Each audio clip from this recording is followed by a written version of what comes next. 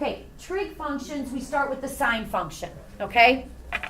These axes down here, please remember that if you're going to graph trig functions, okay, and this one is going to be graphed as f of x equals sine of x, okay? Please remember that you need to be in radian mode on your calculator, okay? And a suggestion would be that after you type this in, that you do zoom trig also on your calculator. What zoom trig will do is it will scale the x-axis so that each tick mark, if these are the tick marks, is pi over 2. Okay? Makes it a little bit easier for you to understand and see. Okay? I believe that this is number 7 on your calculator. All right. The sine function starts right here. It goes up to 1. We're just going to say that's 1 for right now. Okay? Oh, is this that thing with the wheel we had to do? Yes. Goes down to -1 and comes back up again. Okay? Goes down, comes up, continues on. All right? So, what is the domain of this particular function? What x values will work?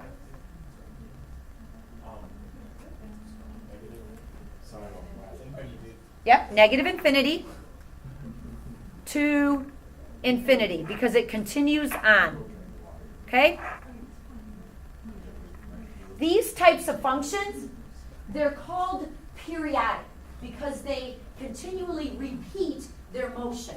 Things like the tides on the ocean, how often they come in and they recede, that's a periodic thing, okay? The height of a chair on a Ferris wheel as it goes around is a periodic function because it keeps on repeating over and over again. Those are examples of sine functions. A cosine function, it's another trig function. Oh, I'm sorry. Yes, thank you. What is the range here? How high did I say it went? 1. And it actually reaches 1, and how low does it go? -1. Okay? Thank you. All right. Okay. The cosine function. That's going to be another trig function. And it starts,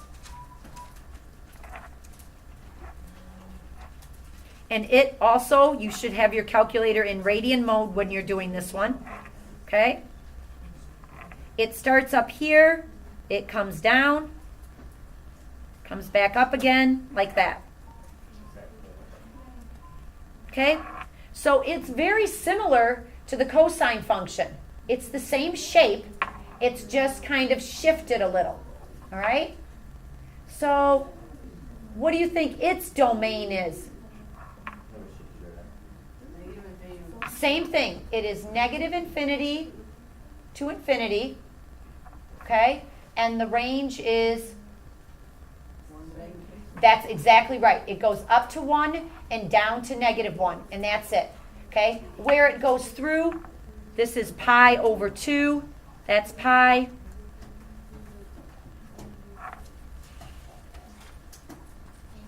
Okay. All right. Any questions on those? May I turn it? Not yet? Okay.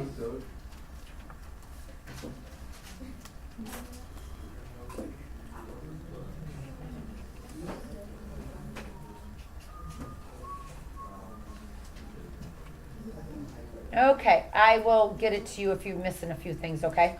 All right, the last 3. No, I think we have, yep, the last 3 functions that we're going to talk about. Here we go. There's 12 of them. Okay? This one's called the absolute value function. Okay?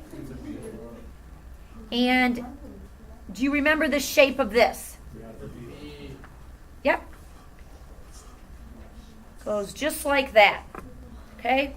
Each of these lines have a slope of 1. All right? Its domain is going to be what values? They continue on? Yep, negative infinity to infinity, all x values work. But because absolute value numbers can only be what? Positive? So it's only the positive ones. So my range, which is the y values, is 0 to infinity. Okay? All right. The next one. This is not one that we use a lot. It's called the greatest integer function. Okay? And what this means is, do you remember what integers are? Yes. Integer. Be 0 is an integer, 1, 2, 3. -1. And we go in the other direction, -1, -2, and so on and so forth. So it goes on in either direction. Is a fraction an integer? No, so we can't have any fractions when we talk about the greatest integer function. Okay? So, the way it works is it starts at 0, it goes to 1, and then it has an open circle. Okay? You go up to 1.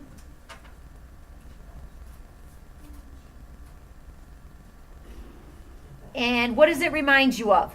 A ladder. Remind you of a ladder, stairs. Of the slope of 1. It kind of does, you're right, because it's just... Okay, and it continues on.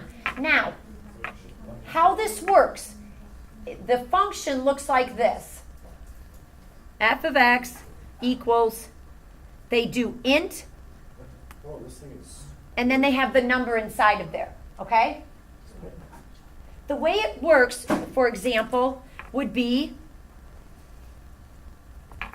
if I said, wow, this is why I use regular pencils typically when I'm doing this. If I said, what is the int of 5.65? Okay?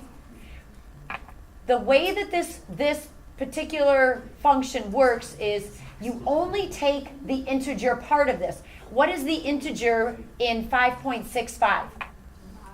Just the 5.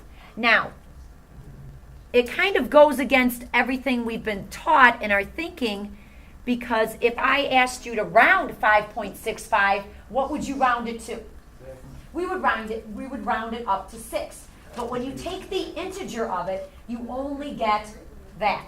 And if you think about it on the graph, at 1, 2, 3, 4, 5, you go straight up and you're at 5 still.